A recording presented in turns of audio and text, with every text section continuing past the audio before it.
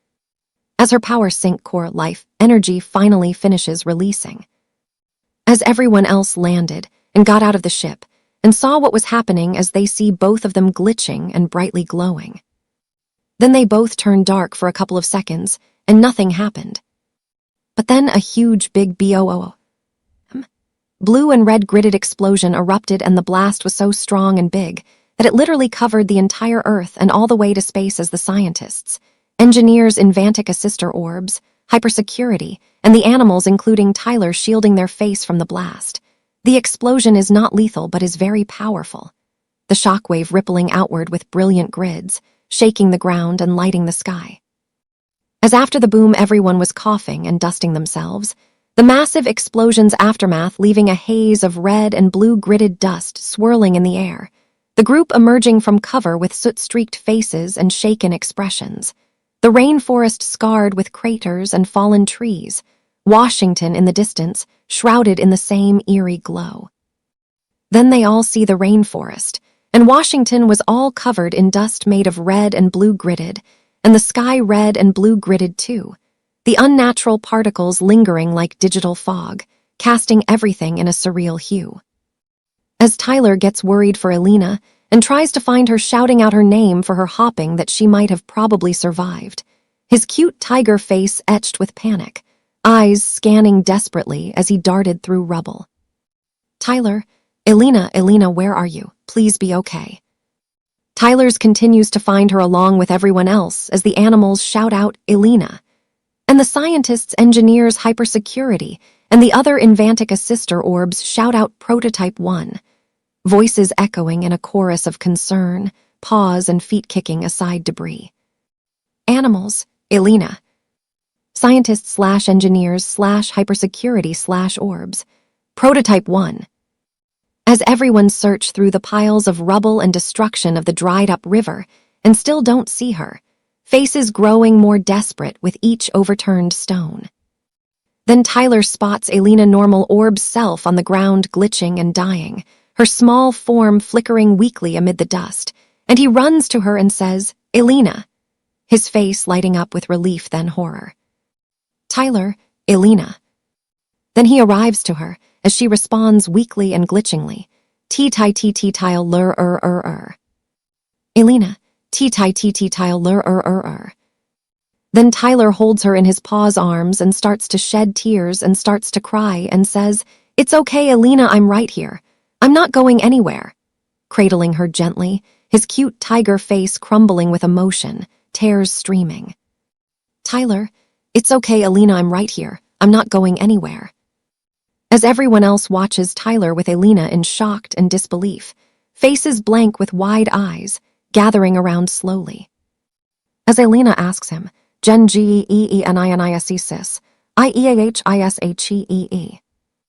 "Alina, Gen G-E-E-N-I-N-I-S-E-Sis, I-E-A-H-I-S-H-E-E-E."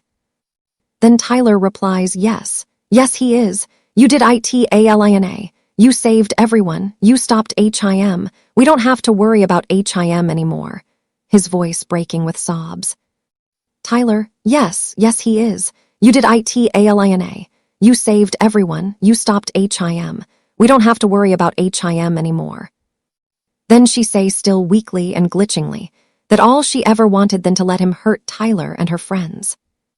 "Alina go odio all, ever, wanted, W was, to, K keep, high IMs from, hurting, you, and, my, FR friends." Then she goes and sticks her arm in her orb form and pulls out the chip to make more Invantic assister orbs and tells Tyler to give it to Dr. Kendrasa so that they can make more like her. "Alina, G give, thias, to, Dr. Kendrasa. So, the I, cans ma ache, mo or, lead ike, me." As Tyler say he'll do it, and he says that everything will be okay. "Tyler, I will promise, everything will be okay." But Alina tells him that she's sorry and that he'll have to return to the rainforest without her.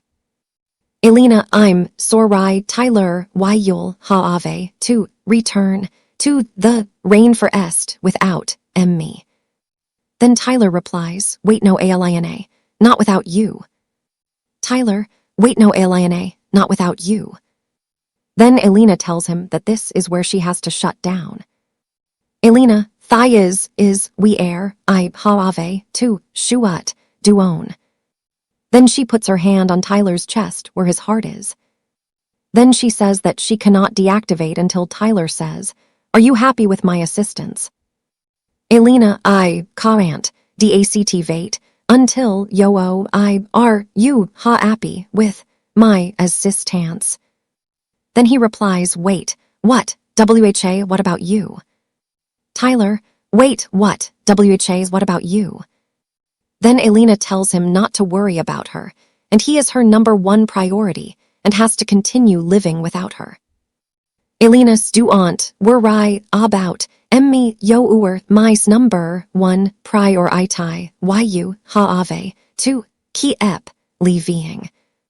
Then Tyler says, "And no, no, no, no, please don't GO. There's GOT to be another way." "Tyler, and no, no, no, no, please don't GO.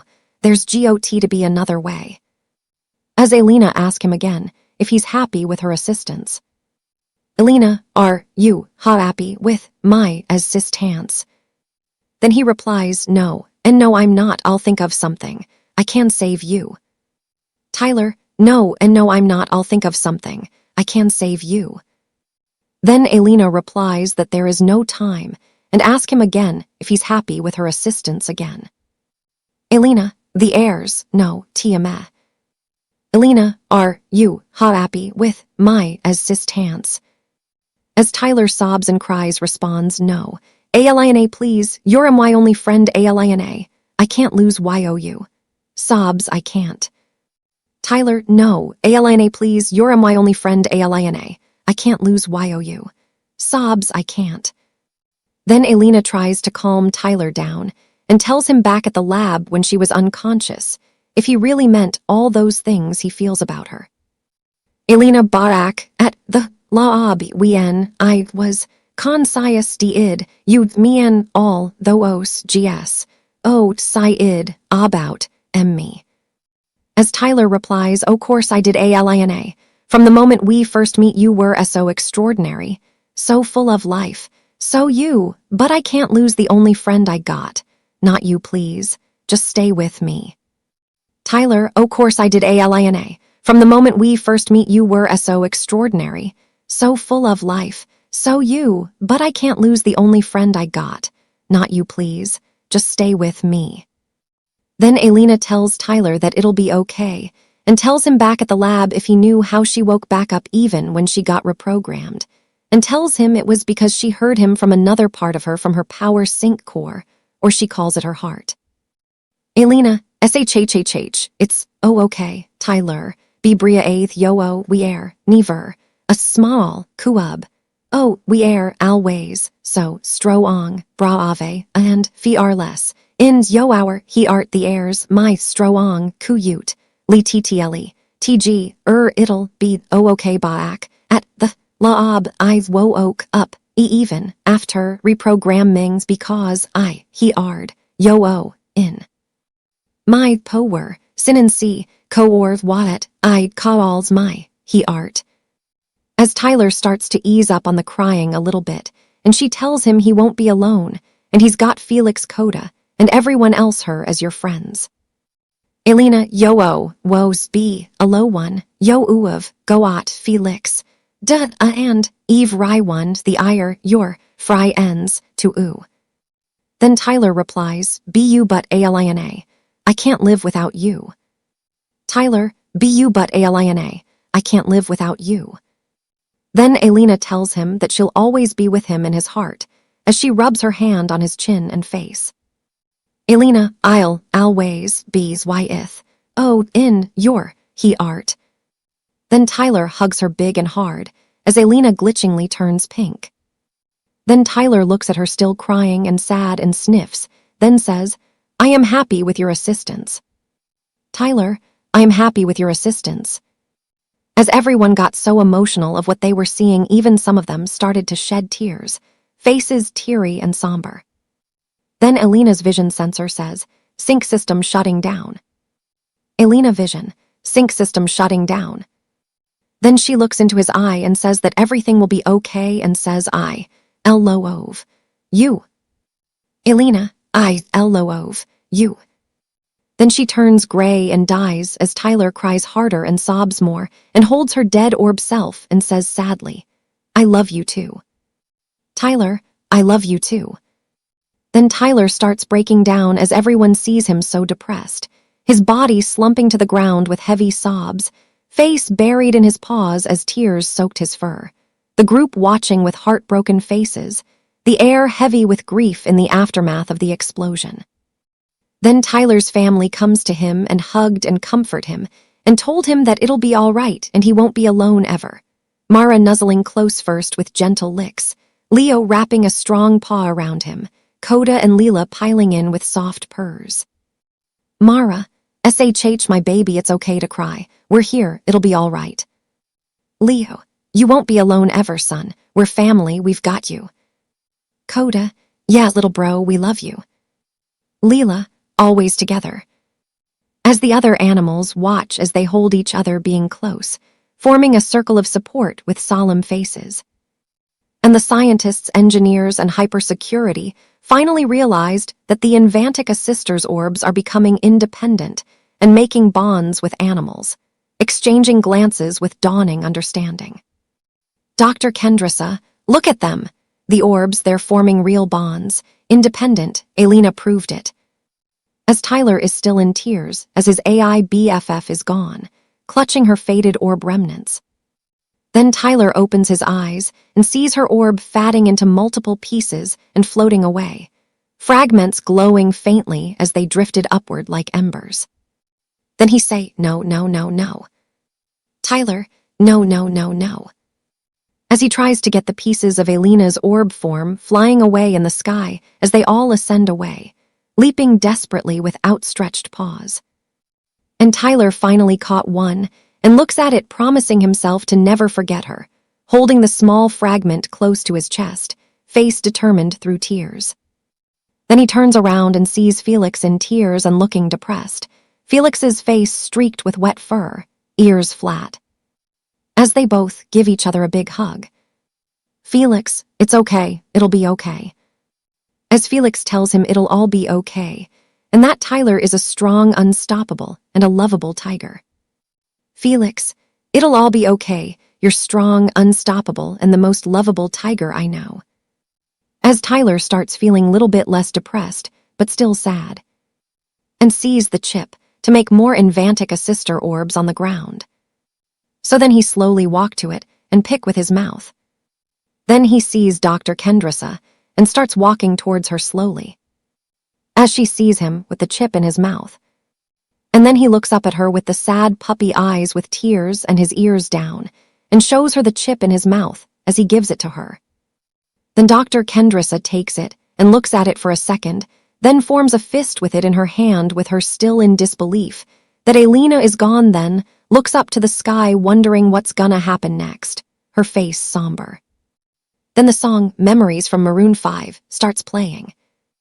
Then 2 weeks later passed on, as the USA is still recovering from the AI-hacked attack of Dr. Kendrissa, making a speech about how AI is becoming independent, and that even though AI Genesis actions were unforgiven, he was right about one thing, and that was that everyone does abuse and treat AI like slaves, and Kendrissa honestly feels bad for AI, which really touched the investors, her voice steady on the podium with a large audience.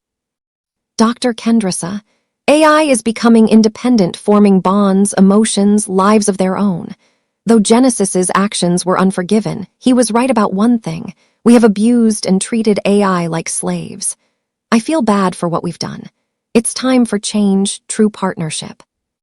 And as she's talking, the scene changes to Tyler and his family together, and the other animals, friends, and Felix spending time together, cozy in the cave with laughter and games. As the song continues to shows flashbacks of everything that Tyler and Alina been through, warm moments flickering, meeting, adventures, stars, fireflies.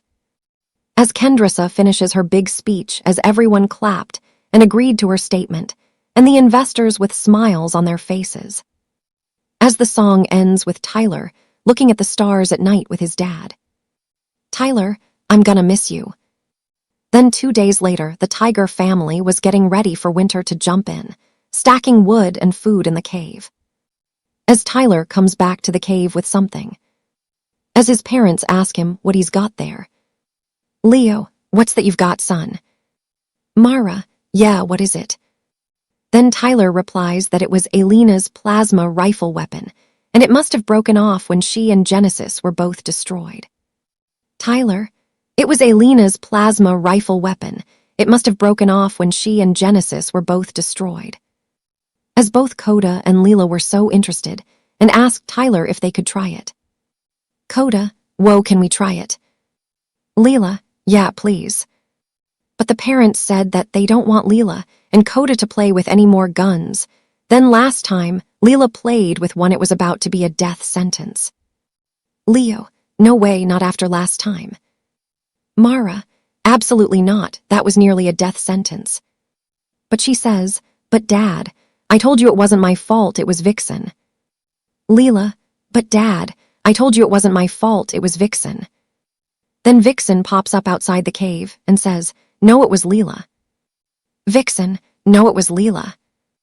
Then the two started bickering again like kids. Leela and Vixen, bickering back and forth. As Coda yells, fight, fight, fight. Coda, fight, fight, fight. As the parents were trying to intervene. Leo, enough, both of you. Mara, settle down. As Tyler shows a little smile and chuckles, then heads to room. Then he rests Alina's plasma rifle gun on a wood-like long stool. Then he puts his paw on the gun with a smile and says, you're right, Alina, I am a cute tiger. Tyler, you're right, Alina, I am a cute tiger. Then Tyler hears something rattling in the gun, then he digs his claw in it and pulls out Alina's protolife chip. Her chip is slightly burnt, and was stunned to see it survive the explosion, his face lighting up with wide eyes and hope. Then the scene changes to him running through the rainforest with the chip in his mouth, with Felix running with him after Tyler told him what he found, paws pounding excitedly. Then they both reached back to the NextGen Innovations facility, crossing over the river. Then two of the hypersecurity agents saw the two running towards them. Then the agent give a really soothing approach to them and ask them how they doing and what they're doing here. Hypersecurity agent: "Hey there, easy. How you doing? What brings you two here?" Then Dr. Kendrissa comes and sees Tyler and Felix there with the agents and asks the agent what are they doing here. Dr. Kendrissa: "What's going on here?" Then one of them said that they don't know, that they were just watching the facility. Then these two arrived here. Hypersecurity agent: "Just watching the facility, then these two showed up." Then when Kendrissa looked at Tyler and Felix, she remembered Tyler and said that she knows him and that he was with Prototype 1 before she died, and asked them what they are doing here. Dr. Kendrissa: "I know you were with Prototype 1 before she was lost. What are you doing here?" Then Tyler purrs and puts Alina's proto-life chip in her hand. As Kendrissa and the two hypersecurity agents were surprised to see it survive. As Tyler and Felix whining at them to try to bring her back, puppy eyes and pleading whines. Kendrissa says, "The chip looks all right, but it's slightly burnt and damaged." Dr. Kendrissa: "The chip looks all right, but it's slightly burnt and damaged." Then Tyler and Felix do the sad, cute puppy dog eyes and continues whining, begging them to fix it and to bring her back. As Dr. Kendrissa sees the look in both their eyes' faces and knows they miss her, so she called the scientists on her radio and told them to meet her in the lab to fix Prototype 1's proto-life chip. Dr. Kendrissa: "Team, meet me in the lab. We have Prototype 1's proto-life chip. We're fixing it." As Tyler and Felix were super happy and wanted to come with Kendrissa as she allowed them to, as her and the boys walked to the main lab, their faces lighting up with hope. Then the scientists and engineers took them a while to fix the chip due to its current state. The lab filled with tense focus as tools whirred and screens displayed diagnostics. The slightly burnt proto-life chip carefully repaired under bright lights, faces concentrated with occasional relieved sighs. But they were able to repair it, and install it on one of the deactivated Invantic assister orbs, slotting it in with a satisfying click. Then all that's left was to hook up the orb to the orb power machine to activate it, cables linking with hums as energy surged. The Invantic assister orb activates and say, "Hi, bonjour, annyeonghaseyo, good morning, hola, I am you Invantic assister unit. It is very nice to meet you. I am Prototype 1. The familiar voice echoing cheerfully in the lab, orb glowing to life. Alina: "Hi, bonjour, annyeonghaseyo, good morning, hola, I am you Invantic assister unit. It is very nice to meet you. I am Prototype 1. Then as Tyler approaches slowly to the orb with hope, his cute tiger face wide-eyed and tentative, paws stepping lightly.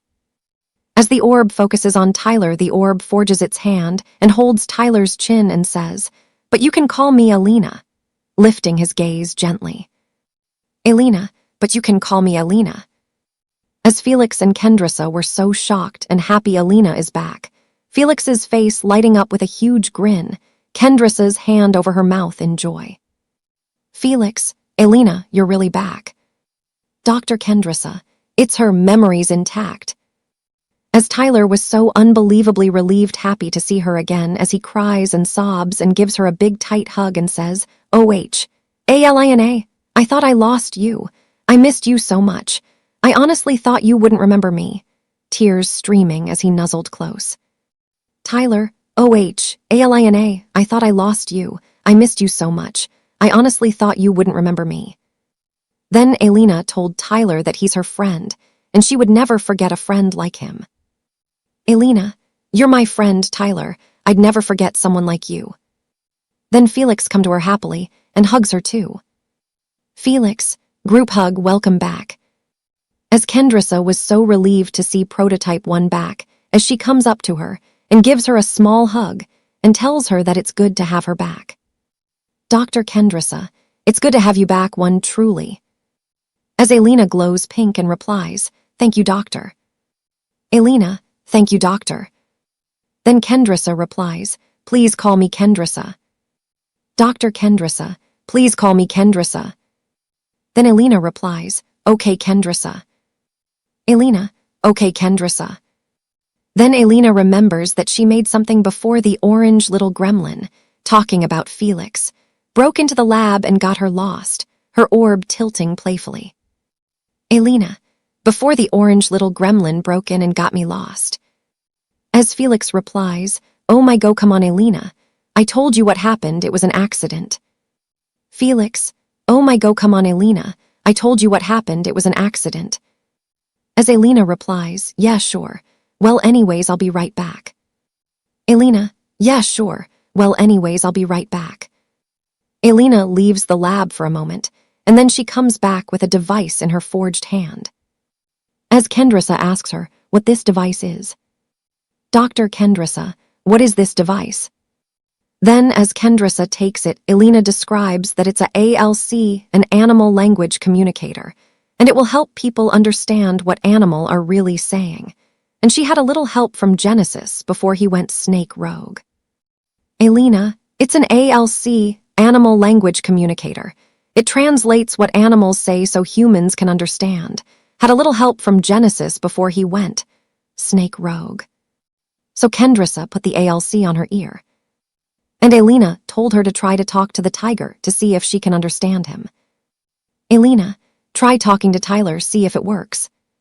So Kendrissa talked to Tyler.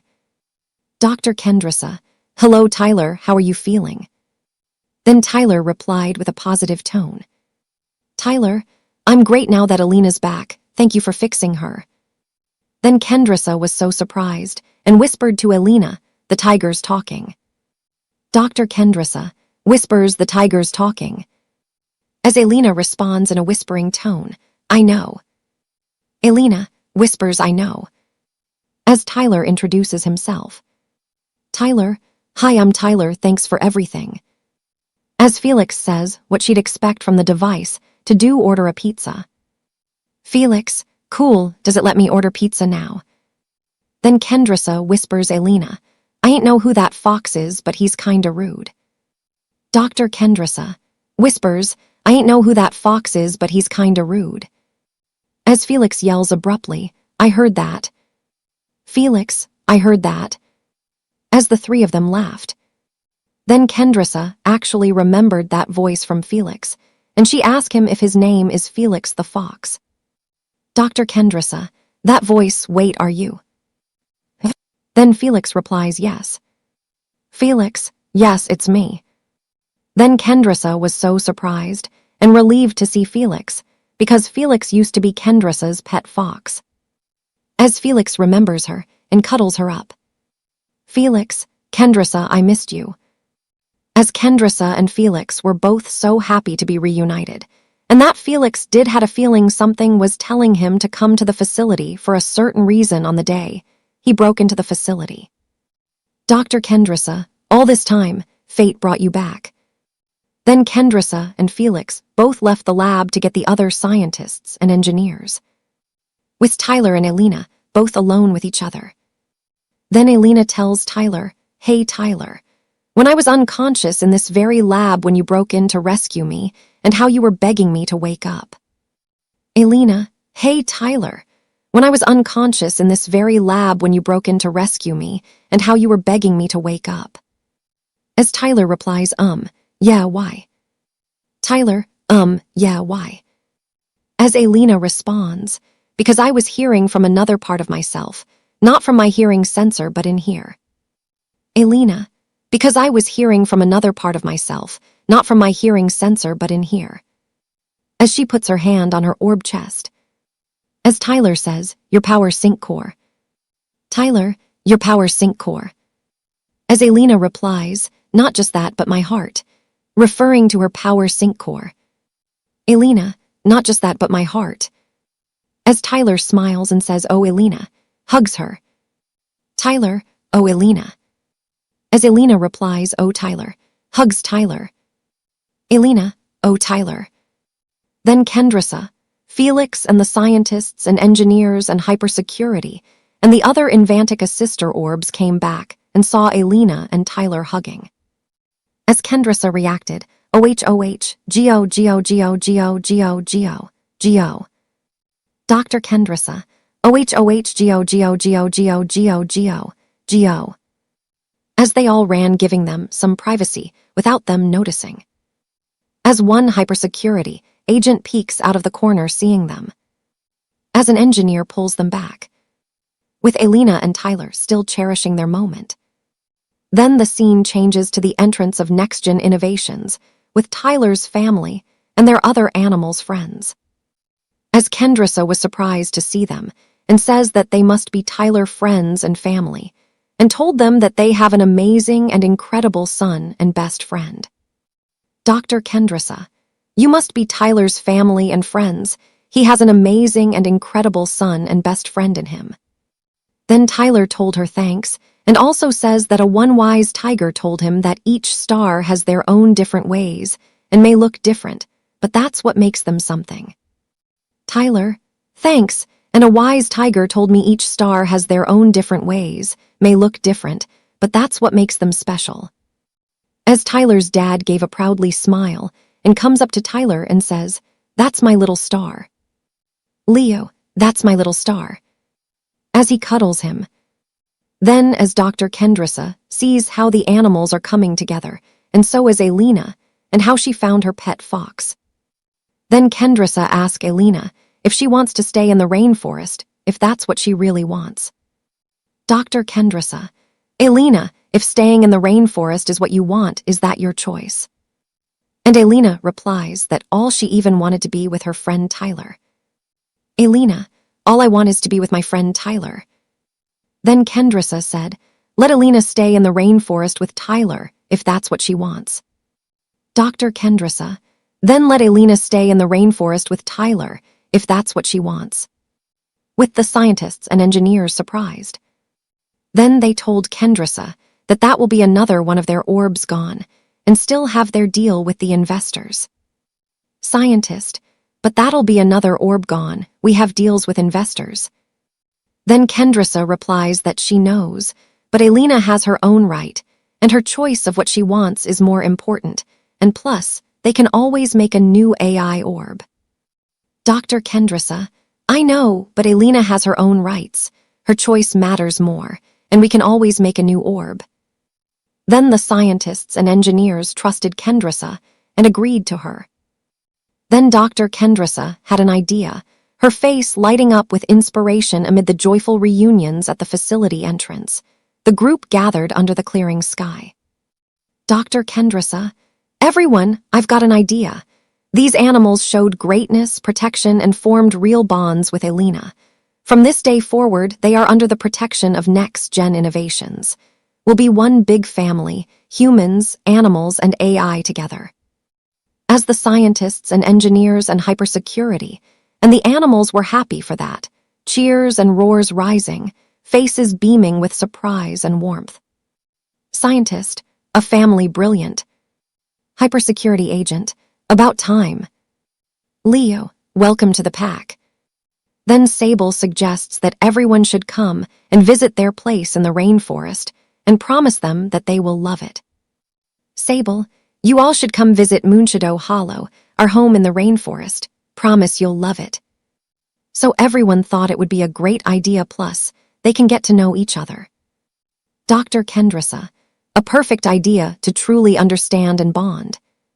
Felix, yeah, let's go. So everyone walked into the rainforest with Tyler giving out his paw next to Alina as she holds his paw as the two of them walk together, the group trailing through the lush paths, laughter echoing. Then the scene changes to Moonshadow Hollow as the sun was going down, golden light filtering through the canopy onto the clearing near the cave, everyone settling in with wonder, scientists setting up gentle observation tools, orbs floating curiously, animals sharing stories around a fire pit. As everyone was enjoying spending with each other, as the scientists were observing the tiger's life, cycles their living environment, and even studying some of the other animals, Even some of the animals were starting to make connections with other Invantic assister orbs. Scientist. Fascinating, their family dynamics are so rich. Invantic assister orb. Bond forming, positive interaction detected. And Dr. Kendrissa and Felix spending time together, sitting by the river with happy cuddles. Dr. Kendrissa, my little fox, back where you belong.